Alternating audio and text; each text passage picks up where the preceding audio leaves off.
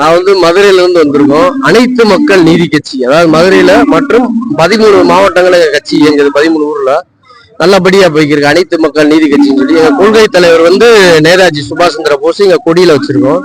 அது போல இல்லாம தமிழக வெற்றி கழக தலைவர் விஜயை சந்திக்கிறக்காண்டி நாங்க வந்திருக்கோம். எங்களுக்கு அழைப்புகள் கொடுத்திருக்காங்க. அது போல இந்த மாநாடுல கலந்துக்கிட்டு அவரோட கூட்டணி பற்றி பேசுறதுக்காண்டி நாங்க வந்திருக்கோம். எங்க சார்பா ஒரு 100 பேர் நாங்க பஸ்ல தான் வந்திருக்கோம். 100 பேர் இங்க உள்ள கலந்துருக்கோம் இந்த நிகழ்ச்சியில.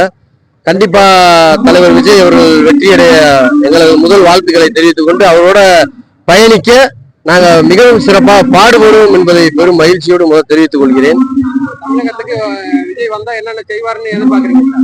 ஒரு புதுமையா இருக்கட்டும். என்ன 2 மாற்று கட்சி இவர் ஊழல் பண்றாரு, அவரு ஊழல் பண்றாரு, இவர் ஊழல் இதேதான போய்க்கு. ஒரு புதுமையா இவர் வரட்டுமே, இவருக்கு ஒரு வாய்ப்பு கொடுத்து பாருங்களேன். ஒரு வாய்ப்பு கொடுத்து தான் பார்ப்போமே. புதுமையா இருந்தா நல்லா இருக்கும்னு நாங்க விரும்புறோம். அது போய் இவர் கொள்கை பேச்சு எல்லாமே ரொம்ப பிடிச்சிருக்கு. ஒரு உச்சத்துல இருந்து ஒரு கேரியரை விட்டுட்டு ஒரு அரசியலுக்கு வர்றாருன்னா ஒரு பெரிய விஷயம் இல்லையா? அதனால எங்களுக்கு அவர் கொள்கை ரொம்ப பிடிச்சிருக்கு. கண்டிப்பா அவர் வெற்றி அடையணும்னு நினைக்கிறேன். நான் உங்க கட்சிக்கு தேர்தலில் போட்டியிடுறதுக்கெல்லாம் கேட்பீங்களா? கண்டிப்பா நாங்க கூட்டணி கேட்போம். கண்டிப்பா எங்களுக்கு ஒரு தொகுதி ஒதுக்க சொல்லி நாங்க கேட்கலாம்னு நினைக்கிறோம். நாங்க அதுதான் 100 பேர் வந்திருக்கோம். என் பேர் ரைட்டு சுரேஷ், மதுரை மாநகர் மாவட்ட அனைத்து மக்கள் நீதி கட்சியின் மாவட்ட தலைவராக இருக்கிறேன்.